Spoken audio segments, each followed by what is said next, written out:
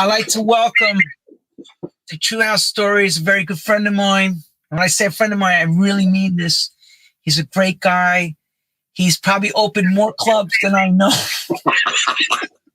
He's the opening club guy every time you hear about it in New York. It's like they bring Ralphie D'Agostino in to open the room. Ralphie kind of gives it what they call baptism by fire with Ralphie Dee. I like to welcome the True House Stories from around the world, right here in New York, from Brooklyn, New York, Ralphie Dee. Ralphie, you're the best, brother. Thanks, brother.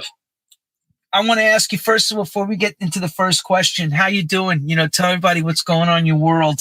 How you doing with COVID and everything? I ask everybody this. Well, I usually tell this story, and a lot of people, you know, you get the doubters, and then you get the people that are, okay, that's great. I was probably one of the first people to get COVID. I don't want to say the first people, but at least of the people that I know. It was actually my last live gig that I did. I played in Prague, New Year's Eve from 2019 into 2020. And it was at the beginning of when they were first talking about it. There was no pandemic. It wasn't anything like that. And I remember getting on a plane, connecting in London, and you know, you're ready to sit down. You got your seatbelt on, and like I'm sitting in an aisle seat, and there's a lady with two kids, and they are coughing their brains out. And I've been on enough planes to know that when I see somebody like coughing like that, it's inevitable with the recycle there. But now it's a little bit better because of the technology. So what I do, I would take my jacket and put my jacket like, you know, over my head this way, so it doesn't blow this way. But unfortunately, 3/4 of the flight, that's all they did was cough. I think she was with two little kids. They gave them Benadryl or something, knocked them out. And then she stopped coughing after a while. But like anything else, you're not thinking. I get off the plane, and every year in January, I get a full-blown flu all the time. I take flu shots, but I still get it. But the flu just, it's like a regular flu. You get, I get, what do you call, tightness in the chest, coughing, that kind of stuff. So I felt that way. Now my doctor's that you can't go nowhere. The what do you call it? The closing has just started. So I go through through Zoom with my doctor, and she says, "Yeah, it's no problem. Okay, I'm going to give you a Z-Pack. I'm going to give you Mucinex and Tylenol." And I take it, and I remember like 3 days into it, I couldn't get out of bed. I mean, this is a flu. It's just like the worst kind of flu. My ankles, my arms. I was just like like I got run over by a truck. Long story short, I kept asking her, "Is it COVID?" And she says, "Well, we can't tell. You're not going to an emergency room because people going to an emergency room aren't coming out." So I'm like, okay. So I waited 3-4 days later, had a little bit of fever, and then I went away. I'm like, okay, fine. I didn't get to go to a COVID center. The first time they had to test it, the nose test, I went, came up negative, and then I had to wait for the first antibody test. And I had asked my doctor, what should I expect? She says three scenarios. 1, you never had COVID. 2, you have COVID now and you can transmit it. 3, best of all, you had it and you passed it already. Your body, your immune system killed it. And that's what I ended up getting. My immune system killed it. And I've had to take, since that time, 6 COVID tests and 5 antibody tests for various reasons. I had surgery in my mouth, colonoscopy. See, everybody? See what I just said? Yeah. The first guy to open the club. The first guy. Yeah. There you go. Figures. When he said this to us, I said, "Get out of here, you know." Everybody else said to him, "No way." He calls up, guess what? And then at the end of this, and now as of right now, what is it, 2:09, Wednesday, April 14th, I still have antibodies. 14 months later, I'm one of 2 people in my entire doctor's practice that has antibodies. And now after technology and all this stuff, they wanted me to go give plasma. And I was supposed to do that, but I forget what happened. First, they wanted me to go down to Florida to go do it. So listen, if I got to go see, telling me I got to go save somebody's life, that's a different story. But just to go down, it was still experimental at the time. But now, I'll tell you what would have changed. Yeah, that was the whole thing. But now I still have the antibodies, and I haven't gotten a vaccine. My doctor says there's no reason for me to get a vaccine. Now, listen, there's the conspiracy theorists, and there's all these other people talking about getting it and not getting it. For me, I just want the world to heal. We need everybody to go back to the way it was, or somewhat. So I'm just a little bit worried now. If I got to go to fly somewhere, I don't have a vaccination certificate. Are they going to let me on a plane? I mean, they have to. There's got to be some way. The only thing I'm worried about is hopefully maybe it doesn't happen 2 or 3 years from now. I grow another ear, or I get another nostril in my nose. You never know. No, seriously, you never know. But I'm not going to try to worry about that. I just want to move forward. Everybody's had a hard time dealing with this, no matter who you are, whether you had antibodies or not, good people passing away. It's crazy. It's been a tough year for a lot of people. Yeah. But thank God, Ralphie, you're still here going strong, brother. Yeah, I know. Amazes me sometimes. You're meant still to do something amazing. We don't know what that is yet, but I do believe something. Who would ever think it would just be all of this time, my career, so to speak, that was encapsulated into 3 separate eras or times. And the first era keeps regenerating itself and comes back. Oh, it's huge. It never goes away. Yeah, it's like a curse. It's a good curse and a bad and good curse at the same time. Yeah. It's like, okay, but we'll get into that in a minute. Everybody always knows, before you even get into the whole sign on fever thing, we got to ask, just like everybody else, the first question I always ask is, how does music find the young Ralphie when you're a kid? Okay. When I was very, very young, first of all, let me explain this, and this is really important. I don't know, I always watch the people that you interview. I feel I just wanted to put something else out there that a lot of people don't know. Everybody has issues in their families when you're very young, and unfortunately, I was born into a family that had a lot of issues. My mother and father fought constantly. When you're a little kid, you're in a crib, and your mother and father are fighting amongst each other, and they don't realize that you're messing with your kid's head.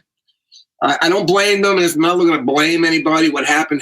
It was a long time ago, but that made me grow up into very, very, just looking. I just wanted to feel safe, and I had a safe haven, actually, where I'm living right now, which I'm actually sitting in the house that I was born, which is very rare for a lot of people, but things unfolded in my life. I'll explain later. But anyway, I feel very comfortable where I am because of, everybody's gone now. I'm the only person that's left. All my grandparents and mothers and fathers. Actually, my brother is still alive. I still have, my son, but I'm just talking about the beginning. It was kind of a rough going, but I always noticed that I think the first inclination about music to me was, I remember seeing, believe it or not, the Beatles on the Ed Sullivan show. And I was like, I don't know, 4. And it wasn't that I remembered the most. It was the aftermath of, now you're going to kindergarten and you would go into like a discount store and they would have Beatles buttons and Beatles books and listening to the music on the radio. And I also had a very big yard that I used to play in. I was an only child at the beginning. And I had a pool in the summer. And I would always go back there and have a radio. My mother, my grandmother, my grandfather, they had wine. The old Italians had the grapevines and the tomatoes and all of that stuff. And it was always a radio playing. And I always listened to music. It just kind of soothed me. It just did something to me. I felt very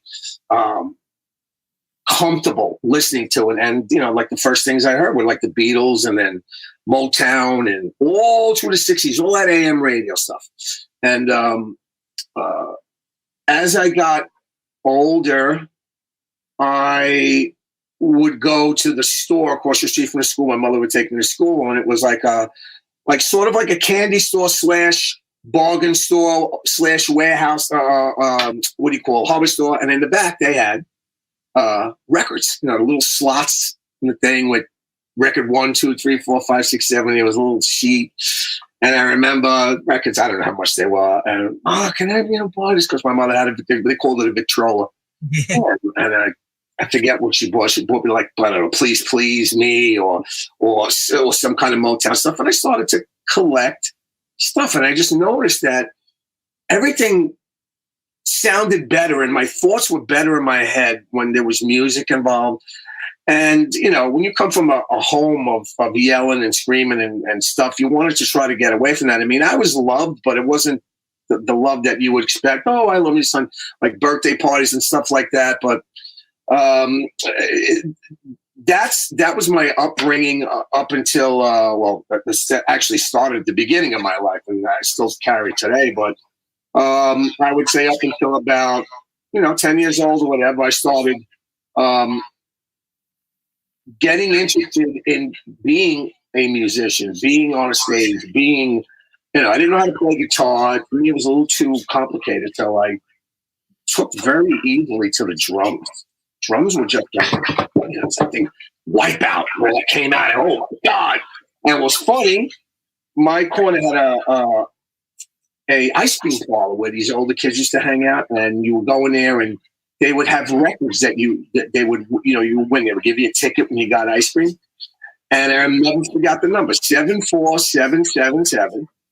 And I remember going around the corner and I looked and I won the 45 of Wipeout. It was on Dot Records. And Wipeout was like, if you knew how to play Wipeout in a chair, you were like, that was like the greatest thing. So that's what got me into the drums and everything. And that's for the first 10 years of my life. That's what gravitated me towards that. And then, watching the Ed Sullivan show and then seeing the Rolling Stones and Tommy James's, Shondells, the Young Rascals, I started figuring out that I was attracted to women at a very, very early age. I think the first crush I had on a girl was in second grade, and there was a song, or fourth grade, and the song was called Carrie Ann by the Hollies. And this girl's name was Carrie. I remember it. And just like the music, it's like great. And I pictured myself being on a stage, being a drummer, and this girl looking at me like this going, oh, he's so cute. That was my thing, because it kind of says, well, I can do what I like, and I can have a social life with it. And it was like a package. And that's how I was up until, until I started into the next phase. So your question was, how does music find me? That's how it found me about the first 10 years of my life. Found you through the Hollies and the drums, baby, and playing Wipeout. Yeah. Yes. Which, of course, you go to school playing drums, and you got to realize, everyone, those days there was no DJing yet. It was all about live bands.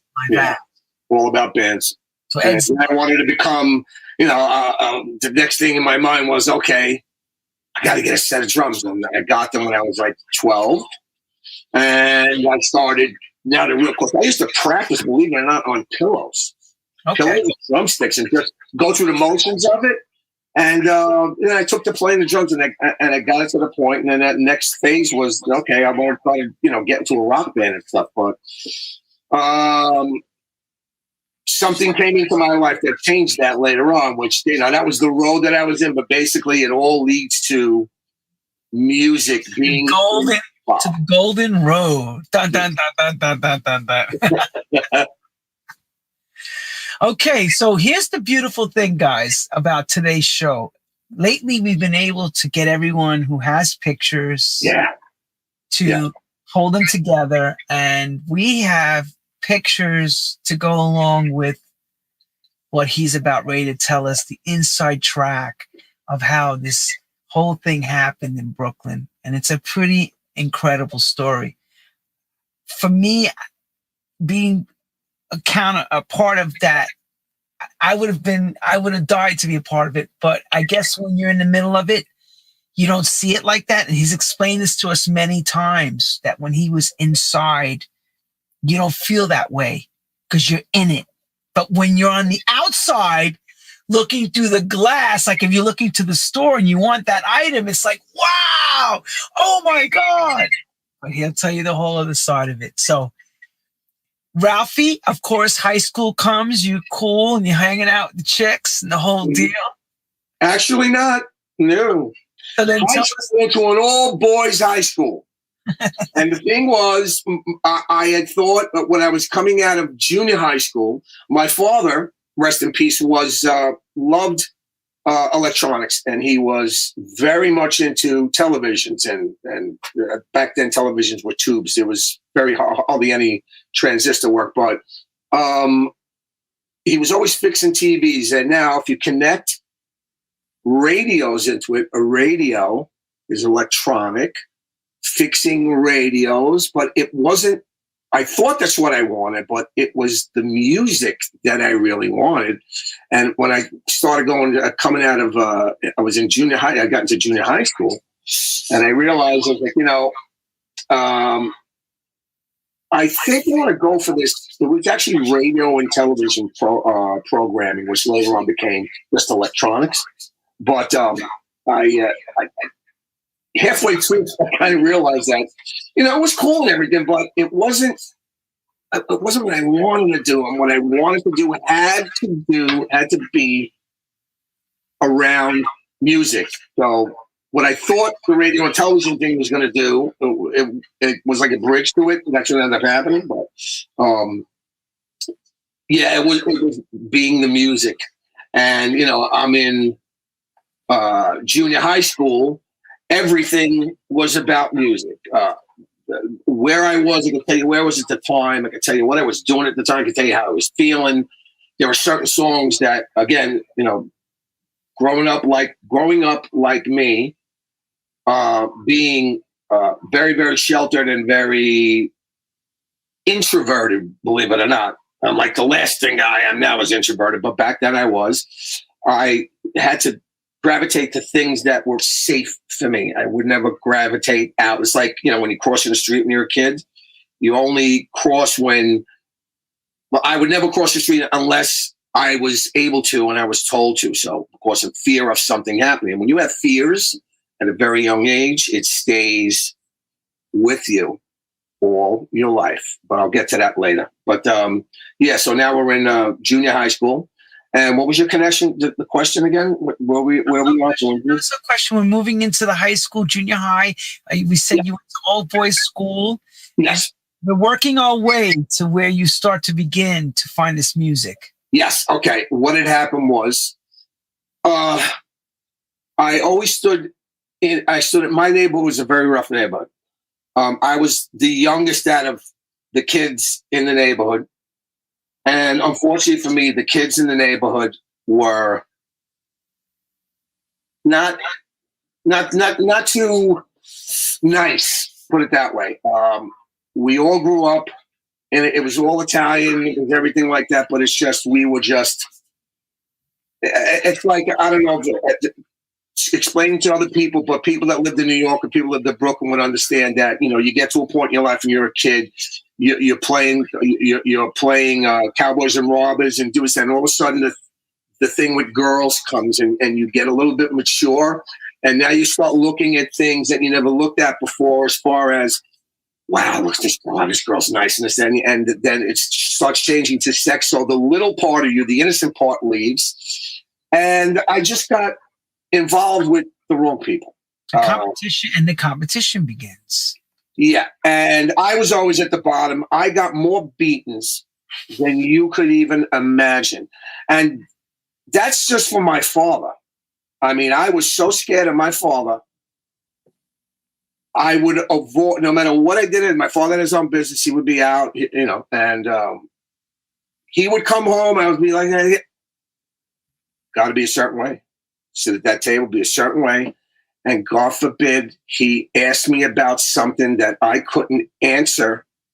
That was a answer that he would be okay with. Can I remember my mother and father's marriage was a train wreck. Every single day, it was about one thing or another. It was quiet. My father would come home. My mother was an agoraphobic. I don't know if she got it postpartum after I was born or whatever, but she couldn't leave the house. I think about it now. It's a real shame. But she would only go like to the PTA meeting, go to the corner, go to the church, but get in a car and go somewhere. Never. And my father was very frustrated over that. And it caused a lot of problems. And when you're living downstairs, I live where I live now, but on the top floor, we lived, my parents. The middle floor and bottom floor was my grandmother, who was my mother's mother. And she hated my father. So every day there was a battle going on. So my mother and father would scream. I would get scared and run downstairs. And then my grandmother would in Italian say, "Watch it, the son of a bitch," and all of that, And when you're a little kid, it's very, very hard on the brain. So again, I had the safety was with certain people, and this is my safety zone. So when you grow up like that, and it's constant being scared, I needed an out. And music was the out. So when I was a little bit older, when I was like 12, 13, 14, my friends had older brothers, and the older brothers were the precursor, the generation before me, the ones that I think it was the draft generation, because I missed the draft by 3 years. So these were the guys that they got drafted. They didn't go. It was like, fuck you, we ain't going nowhere. They would stay in the neighborhood. And then back then, if there were MPs coming or something during the war, they would alert them and they would go hard. Their MPs would go to the neighborhood. They didn't see them and they would leave. So these guys all had, back then it was Cadillacs. Everything was Cadillacs or Pullman, like a Monte Carlo. And they had true spokes on it. They were really nice cars. And part of it was the sound systems in the cars. Now, me, I'm into rock at the time, and I'm into like Deep Purple, Led Zeppelin, stuff like that, radio kind of stuff. And I'm still in that rock band phase. But I remember on Sundays, my friend Mickey Guarino, rest in peace, his parents owned the funeral parlor across the street from me, and he had like 5 brothers. They were all older. And they had a station wagon. It was a 1974 Oldsmobile Vista Cruiser, and it had true spokes on it. The station wagon was used to go pick up dead bodies in the morgue. So sometimes we were going. It was like, there's nothing. I grew up in a funeral parlor with just talk about sick shit. Anyway, in that car, they had big speakers in there. And I always remember it was an 8-track player, and there were these red tapes in there, heavy. And heavy. And there were red tapes, red 8-track. There you go. That right there. I don't know if anybody, probably Rick, who actually was the person who made these tapes, still has these, but they were at the time. What numbers are on here? I think it's like 14 or something. This is like 1, 2, and 3. You're talking volume 17, I think. Volume 14 or 17, I can't really tell, but 16. No, volume 16 and 17. Yeah, and if you look at the music on there, you can tell. Okay, When You're Young and in Love. Yeah, you're looking at the end of 74, beginning of 75. That's when these tapes were out. Now you have to understand, I was oblivious to this music. I have no idea what it was, but I do remember first hearing like Satin Soul, Barry White, and My Love Supreme, and all these things. But there were certain songs that stood out, like Everlasting Love. Everlasting Love, that was on the radio. Bad Luck was on the radio. Barry White, First Man, Last Man, Everything. That was on the radio. But it wasn't like it was the radio played those consistently. It was part of pop radio. It was AM going into FM, I think, at the time. Yeah, it was like that kind of stuff. So I started getting into this, and now I was in the car. They used to get these tapes at haircutting places, and there was a place called the Head Shed in Sheepshead Bay, and I was with my older brother and his my friend and his older brother, and he said, "Like, wait in the car. I'm gonna go get a haircut." And he came out and he had that thing, and I'm looking at it and all the songs and everything. So I was like, wow, this shit is good. I really, really like this cup. Look at that. So he goes in the shop, and they used to sell the 8 tracks. Mm-hmm. Okay, they're custom mixes. So you pick out how much. Do you know how much they were back then? Well, $7, $5 or something. You get like 21 to 25 songs on a nonstop played mixed 8 track. Right. And what was great about it was it was the first tapes, like 1, 2, 3, 4, and like that. They weren't done with. They weren't mixed, beat mixed, because I found out nobody had headphones. Nobody came up with the thing. Well, you know what? Let's use this and mix the next beat. So they would just like make something and have something singing. And guys like Joe Donato and Gary Baxter and all those guys that came before me ended up perfecting as the years went by. So what I do remember, a turning point was, I think it was tape number 8 was the first tape that I heard that actually had beat mixing in it. And when I first heard that blew me out of the water. I mean, I was like, what? How did we do that? And now I'm realizing, okay, you got to have 2 turntables. Oh. And you have to be able to play both of them. And I remember going to like Ralphie, did you ask somebody anything, or you just this came in your mind? What had happened was, I think I went to when we were kids. There was block parties all over Brooklyn. Block parties were big. That was the type of, like, before there was discos, there were block parties. So in the neighborhood, one summer there could be 10 block parties. So when you went to a block party, you got not dressed up, but a nice shirt. You knew there were going to be girls there, and either there was a band, and sometimes there was a DJ. And I'm like, a DJ. And what he did was he had a stereo amplifier and another stereo amplifier, 2 speakers, and he would play one record from one turntable plugged into one, and then play another from there. So that was my first, like, okay, I kind of get it. And then I said, well, I got to do this myself. I got so interested in this, I got to do this myself. And I started working for my father. What kind of work did your father do? I was going to ask you that. Okay, at the time when I started to work, my father had a dry cleaning business in Bensonhurst, and I would help him on the weekends and stuff. I would deliver clothes and stuff like that. And then my father would bring the clothes home to the neighborhood, people in the neighborhood. I would, tips like that. I mean, I wasn't making a big money, but it was something that I kept money in my pocket. And then when I was in high school, my father retired because my father got sick. He got sick very, very early. He didn't take care of himself. My father was like doctors.